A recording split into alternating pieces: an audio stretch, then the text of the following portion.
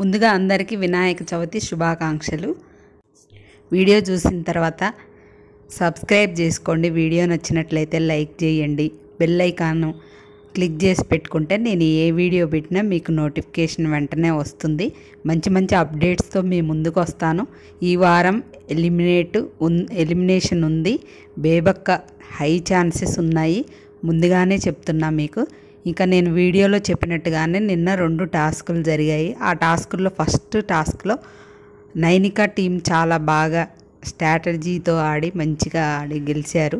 అంటే బాడీ మొత్తం అని వాళ్ళు అనుకున్నారు అవతల టీం వాళ్ళు, కానీ బాడీ అంటే హెడ్ కూడా వస్తుంది కదా, వాళ్ళు మంచి స్ట్రాటజీ ఉపయోగించి చక్కగా ఆడి గెలిచారు. నెక్స్ట్ టాస్క్లో మాత్రం నాకు యష్మి టీం అస్సలు నచ్చలేదు. ఎందుకంటే ముందుగానే అడిగిద్ది వాళ్ళు ఏదో స్ట్రాటజీ ఉపయోగించవచ్చు అనేది, మీ ఇష్టం, నేను చెప్పనని నిఖిల్ అంటాడనమాట. అయితే వాళ్ళు ఆల్మోస్ట్ 3 బ్రిక్స్ పెట్టిన తర్వాత పృథ్వీ వచ్చి పడేస్తాడు. ఆ తర్వాత వీళ్ళై వాళ్ళు పడేస్తారు. అదైతే నాకు అస్సలు నచ్చలేదు. తర్వాత నిఖిల్ 0 నుండి స్టార్ట్ చేస్తే బాగుండేది, కానీ 2 పెట్టిన తర్వాత ఇంకా ఆపేయండి, పౌలు ఆడుతున్నారని చెప్పడం కరెక్ట్ లేదు. మొత్తం పడేసి 0 నుండి ఇద్దరు స్టార్ట్ చేయండి, ఎవరి నిలబడితే బెల్ మోగేసరికి వాళ్ళు విన్నర్స్ అని చెప్పుంటే బాగుండేది అనిపించింది. కానీ అలా చేయకుండా నిఖిల్ వాళ్ళ 2 ఉన్నప్పుడు గేమ్ ఆపేయండి అన్నాడు. అది నచ్చలేదు. నిఖిల్ అలా చేయకుండా ఉండాల్సింది అనిపించింది నాకు అక్కడ. ఎవరినైనా నిఖిల్ టీంలో నుండి ఎవరినైనా సెలెక్ట్ చేసుకోమంటే సోనియాని తీసుకున్నారు. తనకు మాత్రం పంట పండింది సోనియాకి. తను ఏమి గేమ్ ఆడకుండానే చక్కగా లగ్జరీ బెడ్రూము ఇవన్నీ కూడా ఏ పని చేయకుండా అలాంటి అవకాశం వచ్చేసింది అనమాట. తను మాత్రం లక్ అన్నట్టు. నెక్స్ట్ మీరు పనులు వర్క్ ఎవరికి అప్పచెప్పాలి అని యష్మిని అడిగినప్పుడు కన్ఫెషన్ రూమ్లోకి పిలిచి చాలా వర్క్స్ వాళ్ళకి ఇవ్వడం అనేది నాకు అస్సలు నచ్చలేదు. ఒకటే వర్క్ వాళ్ళకి కుకింగ్ వర్క్ ఇచ్చారు. ఆ కుకింగ్ వర్క్ ఒకటి ఇచ్చి వీళ్ళకి ఎక్కువ వర్క్స్ ఇచ్చేసరికి వాళ్ళు చాలా ఫీల్ అవుతారనమాట.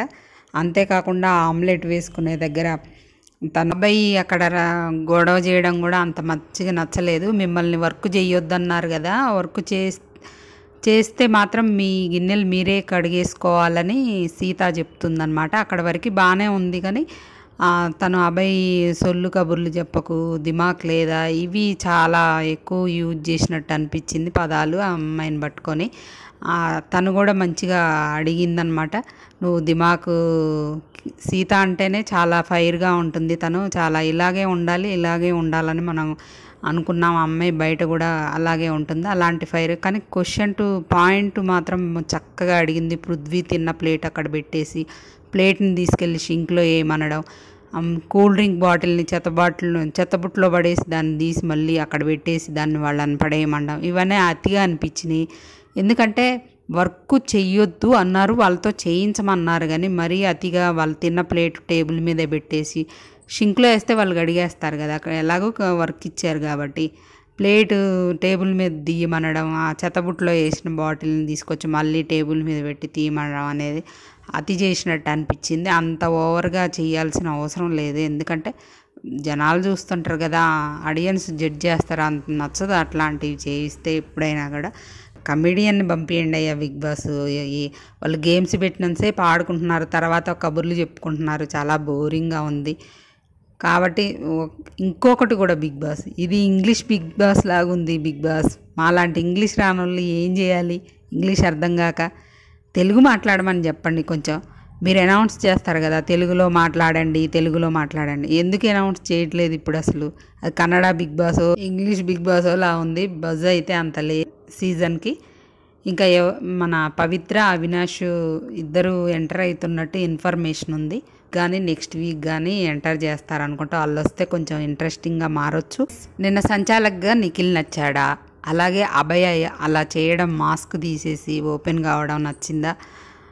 సీత మాత్రం కరెక్ట్ పాయింట్స్, మిమ్మల్ని పనులు చేయించుకోమన్నారు కానీ మమ్మల్ని ఇబ్బంది పెట్టమనలేదు ఆ పనులు చేయించుకోవడం వల్ల అనే పాయింట్ కరెక్ట్గా అడిగింది అనిపించింది. మీకేమనిపించిందో మీరు కూడా కామెంట్ చేయండి ఫ్రెండ్స్. మంచి మంచి అప్డేట్స్తో మళ్ళీ కలుద్దాం ఫ్రెండ్స్.